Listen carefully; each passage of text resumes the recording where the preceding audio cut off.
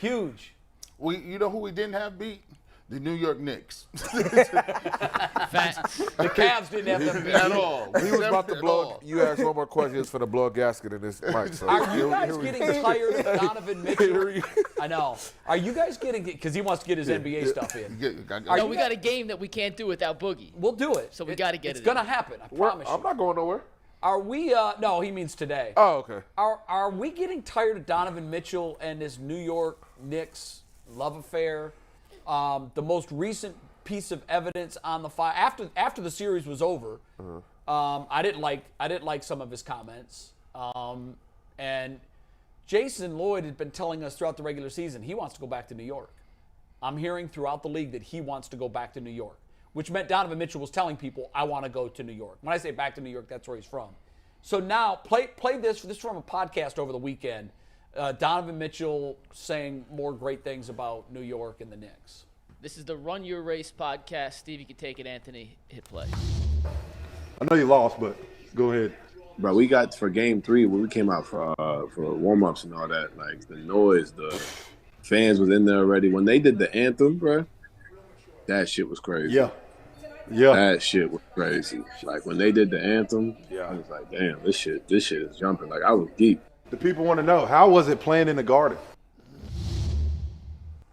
I don't know. I mean, it's one thing to give respect to a opposing team's fans and their atmosphere, but because it's New York and because it's D-Mitch and because of the history and all of that, it just rubs me the wrong way. Am I the only one?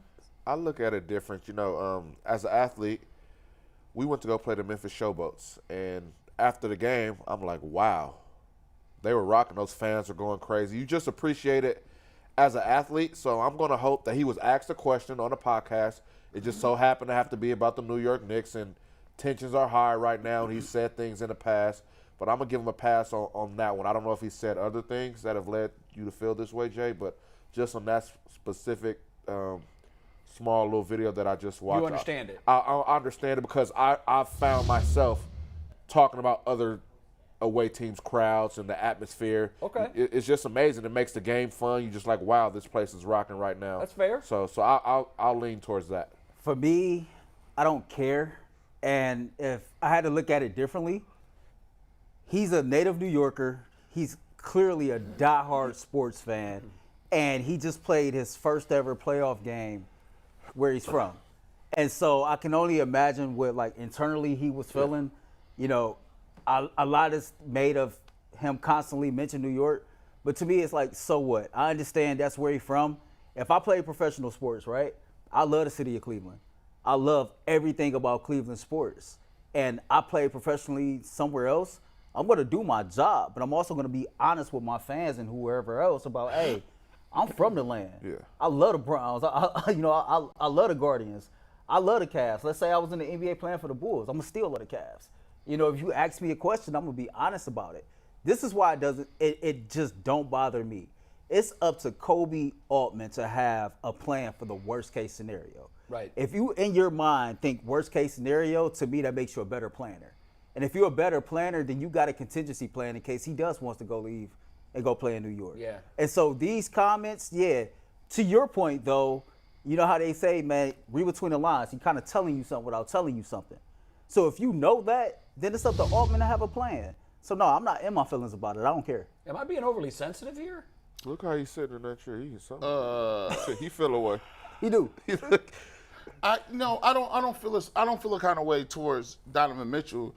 I feel a kind of way that the people in our city consistently make the same mistakes, and we be trying to tell y'all, like, y'all like will put your head in the sand and not understand. We were here when LeBron left once. We were here when LeBron left twice. All of the same things that he's doing is the same things LeBron did. Yeah. Right? We was here when we drafted Kyrie, and Kyrie said, I ain't never going nowhere, right? And I was like, yeah, right. He's going somewhere tomorrow.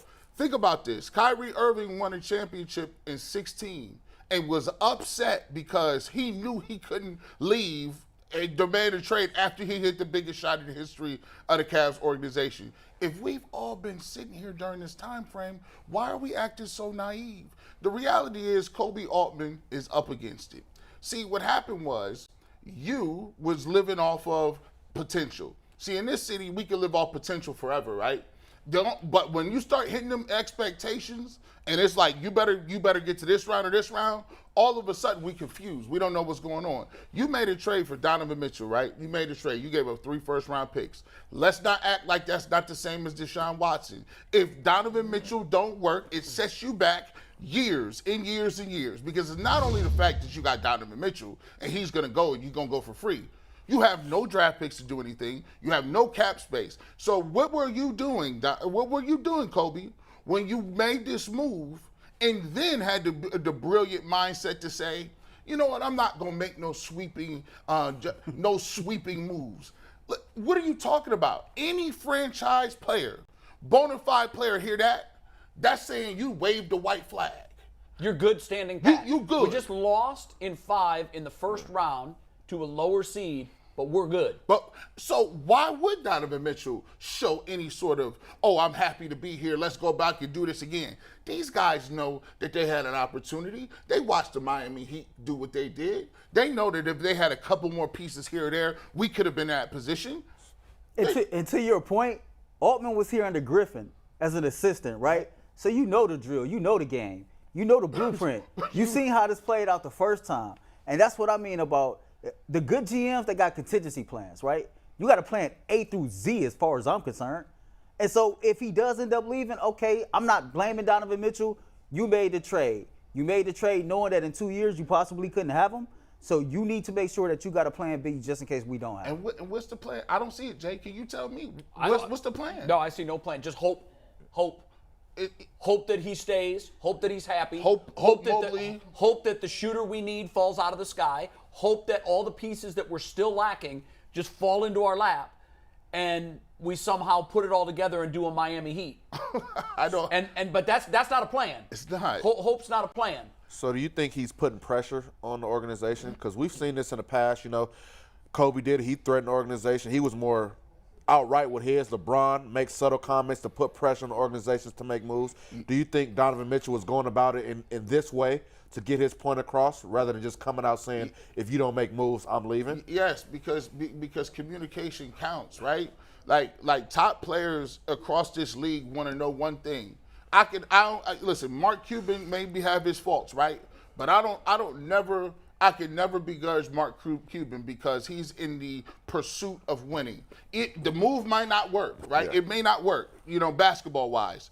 But guess what? He's going to go try to do that. And I feel like there's a lot of organizations, not only in basketball but in baseball, that they do a good job of selling you the fact that they want to win. They say they want to win. But the business practices and what they're doing in their moves make no sense about winning. Like, how could you say, and this is why I get so upset. Like, they sell you 51 wins as a bro, I'm not dumb. I was here when LeBron won 60 games and it twice. 65. 66 wins. And you telling me 51 is the magic? No, bro, that is called you drinking the Kool-Aid, which I've been known to do. I'm the captain of the Kool-Aid man. But then you can recognize when someone else is drinking. So I know a Kool-Aid drinker when I see him. I'm not only a client, I'm the president of the Kool-Aid Club, and I know you drinking the Kool-Aid, Kobe. And by the way, I hope you ain't doing this. See, I hope you ain't. I hope this ain't coming down like this. Dan Gilbert is not the same as Dan Gilbert. He's had a lot of situations going with his health. He's not as active. And right now, I don't know if you just comfortable. You like the position, because back in the day, Dan was putting pressure on Gilbert. Dan was putting pressure on all the other general managers. And now it feels like, oh, well, I got 51 wins. I'm second in executive of the year. The reality of the situation is this. Donovan Mitchell is just like every other superstar, whether it's Harden, all these guys, all of them. He sees himself in that elite era, that territory, where he feels like, guess what? If I'm not winning here, I might as well go to New York and play at home and get the same love as Brunson got instead of being here. Boogie, to your question, is he doing this to put pressure on the organization? I don't think he is, because in late last year, in December of 22, the ink was barely dry on this deal. And Jason comes in and says, man, there's a lot of chatter right now in NBA circles that Donovan wants to go to New York. Facts. Now, I think he thought he was going to New York. He said it. I think he had his hopes up that he was going home. And then when he came here, he's like, well, wait a minute. It's kind of a pit stop between Salt Lake and New York. Right. So I'm inching my way closer. Right. Then he looked around. He's like, we've got pieces here. Yep. We've got pieces. But something happened from the day the trade happened to the days where he started whispering in the right people's ears, I want to be in New York, man. This ain't it. So he probably recognized that either the culture or the coach The play style. or the pieces didn't fit together or the style of ball they were playing wasn't what he thought it was going to become. So kind of like a DeMar DeRozan situation when he wanted to go to L.A. That's where he wanted to go, but then got traded to San Antonio. So that's kind of where you're going down Like and a little really hopscotch and realize pit stop. like it's not that bad. Get to play under Pop. I still get to be the number one guy. Sure. I get my touches. I'll stick it out for as long as I can, but this really isn't where I want to not be. where I wanna be. DeMar just isn't as vocal as Donovan is in letting people know this is just a pit stop. I don't want to be here. Yeah. So I get you. And to Jay's point, Mitchell says all the right things. He won the news conference. He definitely says all the right things. He always tweets out in support of the other Cleveland Pro teams. He's always showing love to the city in general. But, maybe he is looking at it and saying, okay, think about this. You got all this young talent, and the Cavs got the slowest pace of play in the entire NBA. He probably want to be let loose and probably want to be able to run more. And it's just crazy that Kobe Altman can come out after that elimination and say, well, we're not making no sweeping changes to where there's other teams. You see changes being made throughout the NBA everywhere, and you're telling me you're going to run it back? There were 2 or 3 NBA champion coaches within the last handful of years that were fired. Exactly. McNuggets, let me ask you this, dog. I know you be looking at the hoop. Now maybe I'm wrong. You tell me, go back and watch them Utah teams, right? With Rudy Gobert. The Cavs are built and play the same way. Rudy Gobert is a rim-running big who blocks shots and is an energy, and you can't give him the ball. We got Jared Allen. It's the same person. Rudy Gobert's a little bit taller, maybe quote-unquote a better defensive player, but guess what? Didn't really fit like he was supposed to. You got Mike Conley, who's a guy who has the ball in his hands a lot. Donovan Mitchell has the balls in his hands a lot. 2 guards that have to coincide. If you look at the way Utah played, and he was frustrated that Utah couldn't get past a certain extent, it's the same thing here. And he might have felt that. And all you do is play, all his usage is off the charts. All they do is run pick and roll. There are no sets. When you watch good teams and you watch teams that go deep in the playoffs, they do not do what the Cavs do. And I thought they would get that same idea when it didn't work when Darius Garland was doing it the year prior. Having the ball the whole time, dribbling around, passing.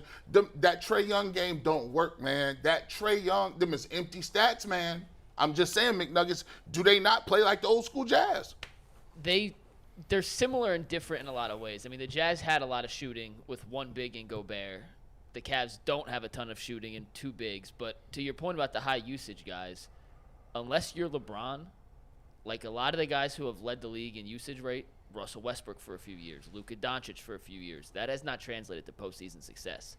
And guys like Jokic and even Giannis, who doesn't have a super high usage rate in terms of, guard dominant ball handlers, are the generic prototype, and they're all unique and amazing in their own right, but that's more of the philosophy of basketball that works. And even the Heat now, like Jimmy Butler's has been their leading scorer in either game. They get in contributions from all across the board. It is so hard for a team with 1 dominant ball handler to keep 4 other guys on the court invested in the game and then end up winning on the highest level. I'd love to, it's a conversation because we'll never know, but I'd love to know what this roster would do in Miami with Eric Spoelstra. And we're good. We're going to stand pat. Stop. Jay, you know the answer to that. I mean, he's doing it with a roster that you're like, wait a minute, who are these guys? Caleb Martin. Where did they come from? Vincent. He's finding players that have certain strengths, and he's collected a group of guys, and this is mostly Pat Riley, but you're putting guys into file cabinets. You're going to need one of these. You're going to need one of these. You're going to need one of these guys that can play with one of these guys. You wouldn't want either one of them on their own, but together you're going to want them. And he's put this group together, and what he's done with it is astonishing. So to me, what that says is we tend to look at the NBA coaches and be like, well, how much do they really matter? Right. They matter. Well, if you didn't think that they mattered a lot, They matter. you just go take a look at what they're doing in Miami right now. When I look at Spo, man, I see a modern-day Hubie Brown or modern-day Larry Brown, a guy who he uses everything from his past, his film breakdown work, having star players, just everything that he's collected over his tenure, and he puts it out there, and he's able to get a team like this to the NBA Finals. This is a guy who is going to get the most out of his players mentally and physically on the basketball court. And it does make me wonder that if he was the head coach of the Cleveland Cavaliers, where would we be at right now? Would he be getting the most out of Isaac Okoro, et cetera? And so when I look at that entire situation, it's like, man, that's what a coach is. You look at the game, right? Game 1 of the NBA Finals. The Heat get blew out. Last week I watched the special on NBA TV. Jay, not sure if you caught it. But it was everything but the ship. And it was about the 2001 Philadelphia 76ers. I didn't see it. And they talked about basically they get blew out game 1 against the Pacers. The Pacers was the team that was always sending them home. You remember that. He goes in, he makes all these different adjustments by breaking down the film, watching the film, and seeing what intangibles or what things he can tweak to put in there to make things better. They go out the next game, they win. Spoelstra just did the same thing. We're talking about the Kevin Love wrinkle, right? You put Kevin Love in your starting lineup, you take Martin out. Now you got a natural matchup with him and Aaron Gordon. Right. All of a sudden, you can contain things a little bit more than what you could before.